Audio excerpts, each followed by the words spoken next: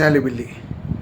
അപ്പം ഞാനിന്ന് സൂര്യയുടെ പടമായ റെട്രോ പടം കണ്ടു. അതായത് കാർത്തിക് സുബ്രാജ് ഡയറക്റ്റ് ചെയ്ത പടം ഞാൻ പറഞ്ഞില്ലേ, ഞാൻ യാതൊരു പ്രതീക്ഷയും വെക്കാണ്ട് പോയി കാണുന്ന പടങ്ങളാണ്. അതായത് ഇപ്പോൾ എല്ലാവരും പറയുന്നത് സൂര്യയുടെ തിരിച്ചുവരവ് ഇതിൽ കൂടെ വന്നില്ലെങ്കിൽ പിന്നെ വരില്ല, അങ്ങനെയാണ് ഇങ്ങനെയാണെന്നൊക്കെ പറയുന്നുണ്ട്.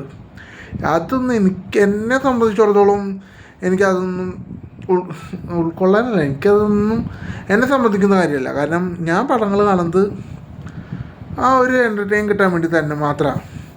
അതെനിക്ക് ഈ പടത്തിൽ നിന്ന് കിട്ടി. കാരണം ഈ പടത്തിലെ സൗണ്ട് സ്കോറൊക്കെ ചെയ്തിരിക്കുന്നുണ്ടല്ലോ, കിട്ടില്ല സൗണ്ട് സ്കോറാണ്. അതായത് പുള്ളി വരുമ്പോഴുള്ള ബീജിയമും കാര്യങ്ങളൊക്കെ ഉണ്ടല്ലോ, അതായത് പടത്തിൽ കാര്യം വലിയ കാര്യമായിട്ടില്ല, ഇല്ലെന്നല്ല. അതായത് ഇപ്പോൾ കഥ ഞാൻ പറയല്ല.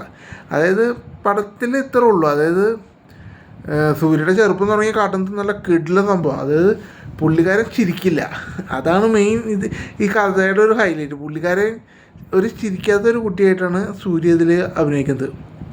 അപ്പോൾ ഇതിൽ ചെറുപ്പത്തിൽ ഒരു സീനൊക്കെ ഉണ്ട്. അതായത് ഒരു ട്രെയിനിൽ വെച്ചൊരു ഫൈറ്റൊക്കെ ഉണ്ട്. അതായത് ഇവന് ഇഷ്ടമുള്ളത്, അതായത് ഞാൻ പറയാം, ഇപ്പോൾ മലയാളത്തിൽ നിന്ന് ഇപ്പോൾ ജോജി ജോർജ് ഉണ്ട്, പിന്നെ അതേപോലെ വേറൊരു നടിയുടെ പേര് ഞാൻ മറന്നു, ഒരു നടിയുണ്ട്. അപ്പോൾ ഇവർ രണ്ടുപേരും കൂടിയും, ഇവർക്ക് രണ്ടുപേർക്കും കുഞ്ഞുങ്ങളില്ല, അങ്ങനെ ഒരു കുഞ്ഞിനെടുക്കുന്നതാണ് ഈ സൂര്യനെ എടുക്കുന്നത്. അപ്പോൾ എന്നിട്ട് സൂര്യനെ സ്കൂളിൽ കൊണ്ടുപോയി ചേർക്കുമ്പോൾ സൂര്യക്ക് അതിനോടൊന്നും താല്പര്യമില്ല. അതുകൊണ്ട് സൂര്യക്ക് ഇഷ്ടമെന്ന് പറഞ്ഞാൽ മറ്റേ കരാട്ട പുള്ളി നല്ല ഗംഭീരമായിട്ടത് പഠിച്ച് കാര്യങ്ങളൊക്കെ ചെയ്ത് അവസാനമല്ല തുടക്കം തന്നെ ഇതിൽ ട്രെയിനിൽ വെച്ചൊരു ഫൈറ്റ് ഉണ്ട്. ആ ഫൈറ്റൊക്കെ കിട്ടുന്ന സംഭവം, അതിൻ്റെയൊക്കെ സൗണ്ട് സ്കോറും മറ്റേ ക്യാമറയൊക്കെ നല്ല കിട്ടുന്ന സംഭവമായിട്ട് ചെയ്തിട്ടുണ്ട്. അതായത് സംഭവം രസമായിട്ടുണ്ട്. പിന്നെ പറയുകയാണെങ്കിൽ പിന്നെ അവിടെ നിന്ന് വലിയ സൂര്യയുടെ ഇൻട്രോ എന്ന് പറഞ്ഞാൽ ഒരു RX-100 ബൈക്കാന്ന് തോന്നുന്നു. അങ്ങനെ ഒരു ബൈക്കിൽ ഒരു വരവും ഒക്കെ കിടിലൻ സൗണ്ട് സ്കോർ എന്ന് പറഞ്ഞാൽ കിടിലൻ സൗണ്ട് സ്കോർ എനിക്ക് ഭയങ്കരമായിട്ട് ഇഷ്ടപ്പെട്ടു.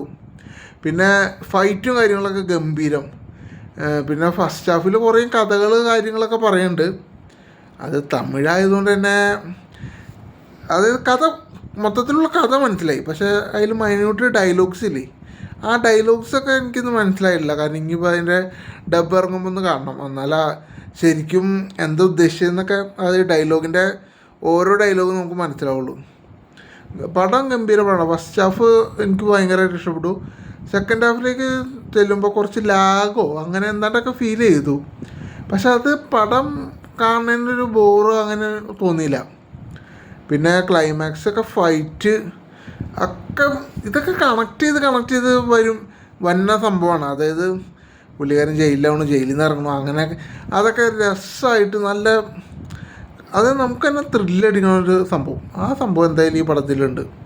അപ്പോൾ കാണേണ്ടവർക്ക് കാണാം. കാരണം എന്തായാലും നിരാശപ്പെടുത്തില്ല.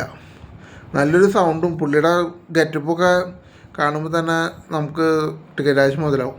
കാരണം എനിക്കിഷ്ടമായി എന്തായാലും. അപ്പോൾ ശരി.